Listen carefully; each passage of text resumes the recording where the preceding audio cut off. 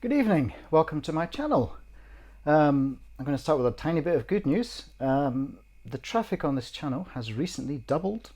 Now, that would be amazing if we had 50,000 people watching, but as it is, we don't. But doubling is pretty good, so, you know, it could keep happening. So what I think I would like the 79% of you who aren't subscribers to do is, before I go on, just hit the subscribe button at the bottom of the screen.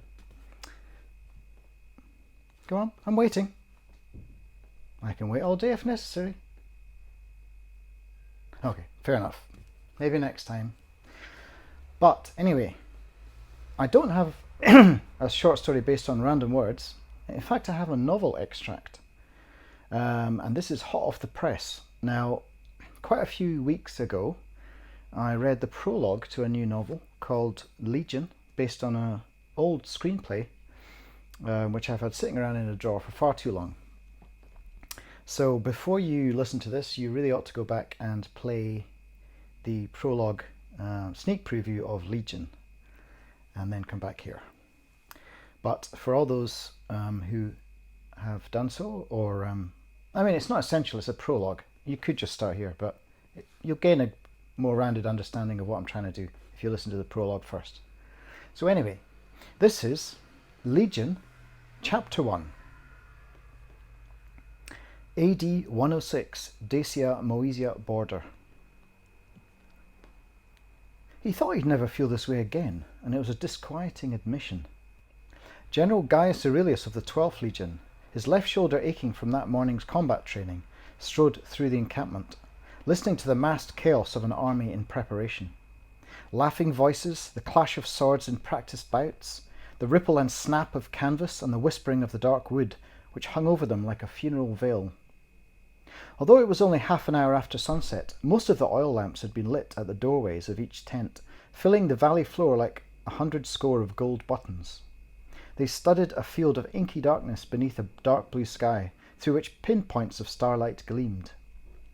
These glimpses of the domain of the gods were only afforded momentarily, since dozens of plumes of smoke spiraled up into the night sky, covering the stars, while men ate, laughed, or dreamt around their fires, which flickered a darker red between the tents. Gaius approached a tent half the size of the others, and round, while most of the men's dormitories were rectangular. Despite its size and unremarkable appearance, Gaius knew this domicile had been erected this morning for one man only, Trajan, his emperor. If he hadn't known the tent was their special guest's resting place, the two formidable men guarding its door would have given the game away. Part of the emperor's elite retinue, these men merely flicked a glance at Gaius's insignia and stepped aside. They knew that an interloper wouldn't have made it anywhere near the encampment centre, where Trajan was domiciled. Pushing back the thick canvas folds, Gaius at first thought he'd made a terrible mistake. A slave girl was leaning across a table, and Trajan had pulled back her hair and was inspecting her neck. Trajan turned and acknowledged Gaius with a nod. "You see, this is what they bring me." Trajan was gesturing to a wine-stained birthmark extending from the side of the olive-skinned slave girl's neck to just beneath her chin. He squinted to face a quiet man who stood in the corner of the room watching implacably, a muscular African, liveried in the garb of a slave trader. "Have her replaced," Trajan commanded, waving in the African's direction, without looking at him. Trajan was a man for whom things were fixed. He did not have to see his own whims through, they were simply and silently enacted. The trader muttered an apology, nodded, and ushered the concubine out, a firm hand on her arm. When they were alone, Trajan shook Gaius's hand and grasped his arm in that patrician manner that made even the most august senator feel like a small boy seeking approval from a stern parent. In that moment another man walked in, Trajan's tall, erudite advisor, Titus. "Gaius," said Titus with a raised eyebrow, and it was impossible to tell if this were a greeting or a question. Gaius decided to assume the latter and shook his hand firmly. Titus had the rare distinction of being a soldier and a scholar, and if he was a hard man to love, he possessed a skill set that commanded respect. "Look here," said Trajan, unrolling a scroll upon which was painted a map of the surrounding terrain, dominated by the large irregular green swathe of the Dacian forest. "Decebalus knows the legion's capabilities after the first campaign," Trajan mused, as Gaius and Titus took up positions on either side of him around the small square table. "He'll have ambushes laid along the trade road through the forest," Trajan continued. Gaius completed his thought, hoping to disorientate and decimate us before we get anywhere near the city. Trajan nodded, then turned to Titus, who was rubbing his stubbled, shovel-like chin. "Why don't we take the old drove road?" Gaius frowned. "The ones the Dacians abandoned?" Trajan scowled, although he didn't criticize his advisor directly, Gaius noted. "It too will be watched," the emperor countered. "We need older routes through the forest. We must move covertly, as the Dacians do, only revealing our number when we have Sarmizegethusa surrounded." This time Titus looked dismayed, except he felt confident enough to show it. "Not my kind of war, skulking amidst the trees like animals." "And perhaps that's why our first campaign failed to quell the uprising," snapped Trajan. "We pitted serried ranks against wild pagans." The emperor spat out this last word as if it were a curse. Trajan was ambivalent about the Dacians at best. He'd publicly proclaimed that his own ancestors came from the same ancient northeastern stock. Less publicly, he told his generals that their rumoured blood cult was a bastardization of ancient Roman rituals. Trajan might have called them pagans, but he counted Decebalus and his people as kin. He wanted them bested, for once and for all, but not massacred. "The Dacians outnumber us," Trajan continued. "We fight to expand the empire, to bring civilization to a people. It's a powerful ideal, but it's an abstraction. They fight for their homeland, for blood and soil. That makes them strong." So far, Gaius had contributed little. In truth, he was wondering why he, a lowly centurion, and a superannuated one at that, had been asked to join a tactical meeting. Gaius felt self-conscious and cleared his throat. Titus jumped in before he had a chance to speak. "Let's divide and strike between the two ways," he said, moving a gloved finger across the map. "Put a token cohort of 2 on the roads, but have the bulk of our legion strike at the flesh between the arteries." Trajan laughed at the audacity of it.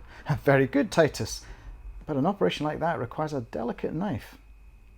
Gaius, seizing his moment, grabbed a handful of pistachio nuts from a bowl and hurled them across the map, dividing them into groups in the forested segments. "Let's use our scouting parties. We can plot the best routes and report back. You're in no immediate hurry. The later the timing of the campaign, the crueler any eventual siege will be." Gaius could feel his face flushing as he waited out the silence of both men thinking. Titus began nodding subtly. Trajan lifted his face from the map, his eyes catching the light of the sconces by the door. "We'd allowed 2 weeks yet in which to prepare. Our auxiliaries from Gaul and Galicia have yet to reach us." "It could work," was all Titus could bring himself to say. Blood from a stone, thought Gaius to himself. Still, neither man had laughed him out of the tent.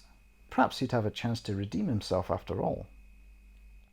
Trajan lifted the map, scattering the pistachios across the tent floor. He began to roll it up as he placed a manicured hand upon Gaius' shoulder and gave it a squeeze.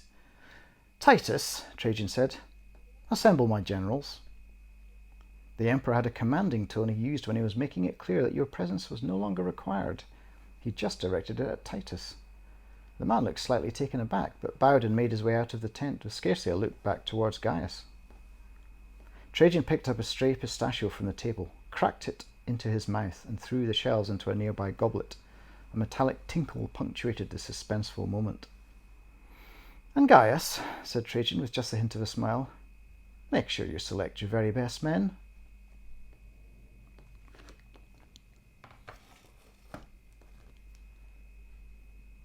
So there you go. Military tactics, a bit of intrigue. And we'll learn more about Gaius and his very best men in the next chapter. So anyway, I hope you like that. A bit different from what I usually write, but it is based on a fully thought through, fully worked out, plotted story which goes in some directions that you will not expect. So anyway, hopefully you want to hear chapter 2. That was chapter 1. So I will be back very soon. I'll probably come back with a random word story and then maybe also a piece on some aspect of writing. And then I'll get around to the next chapter of that. So there you go. I'll see you very soon. Bye-bye.